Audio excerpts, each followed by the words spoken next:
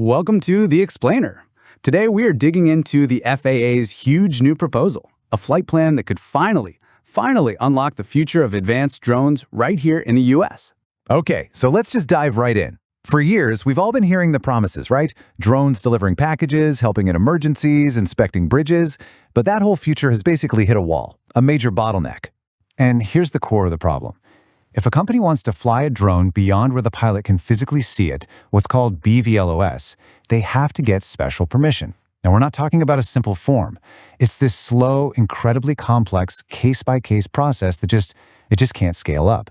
And what's really wild is that the FAA itself is admitting the system is broken. I mean, listen to their own words.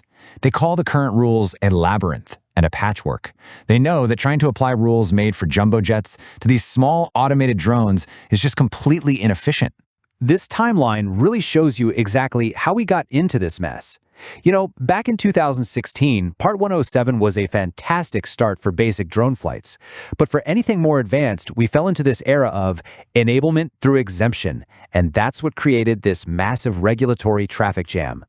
The technology has just been racing ahead while the rules are completely stuck in the past. So to finally break this logjam, the FAA has put out a new flight plan. And this thing is a massive document. It's all aimed at creating a standardized, scalable framework to finally let the drone industry really take off. This proposal is what's called an NPRM, a Notice of Proposed Rulemaking. You can think of it as the public blueprint for the new rules of the sky. It's basically the FAA laying out its entire vision and asking everyone, hey, what do you think, before it actually becomes law?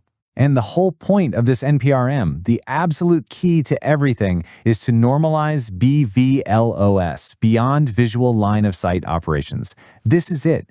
BVLOS is what separates a little hobby drone in a park from a whole fleet of delivery drones that can travel for miles, all safely and automatically. So how are they going to do it? Well, this new framework is built on two key pillars. Part 108, which is the new rulebook for the drone operators themselves, and Part 146, which creates the certified data services, basically the digital infrastructure that these drones are going to depend on.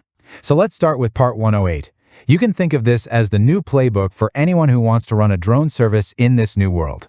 Now, Part 108 isn't a one-size-fits-all solution. It smartly creates two different paths to get into the air, and it's all based on risk. For simpler, lower-risk things, you can get a pretty straightforward operating permit. But for the complex, higher-risk stuff like large-scale package delivery, companies are going to need a more rigorous operating certificate.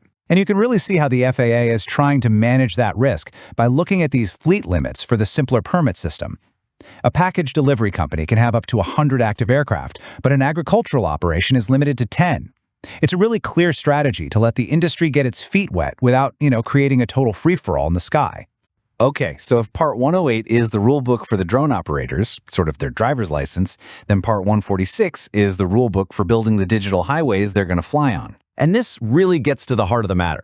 I mean, once you have hundreds, maybe thousands of automated drones flying beyond your line of sight, how in the world do you prevent them from colliding without a human air traffic controller for every single one? Well, the answer is a brand new required service called strategic deconfliction.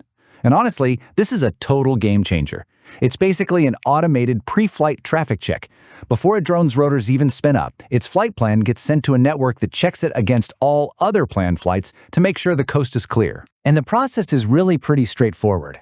An operator submits a plan, the system automatically checks for any conflicts, and then the flight gets a green light, or maybe a slightly modified route is suggested. Then, once it's in the air, the system monitors the drone to make sure it sticks to that approved plan. This is the very foundation of a digital air traffic control system for drones. So, we have a new playbook for operators, and we have a new digital skyway for them to fly on. But what does this actually mean for the economy and for our daily lives? What this new framework is really designed to do is move a massive range of drone operations out of the tiny experimental phase and into the mainstream. We're talking about large-scale package delivery becoming routine. We're talking about agriculture becoming way more efficient, and inspecting our infrastructure becoming much, much safer. Plus, it enables all these critical public services, from monitoring wildfires to supporting emergency response. So ultimately, this proposal provides what the industry has been asking for, begging for, really, a predictable and clear pathway to scale up. Instead of having to navigate that labyrinth of exemptions, companies can now follow a defined playbook. And that is what enables a future where drones can deliver life-saving medicine or inspect a bridge without shutting down traffic for hours. By moving from that chaotic, patchwork system to a real, standardized rulebook, the FAA is finally building the roads for a new era of aviation. But the question this leaves us with is a really big one. As this technology becomes a part of our daily lives, we're not just defining regulations, we're deciding what the traffic laws of our future sky are actually going to look like.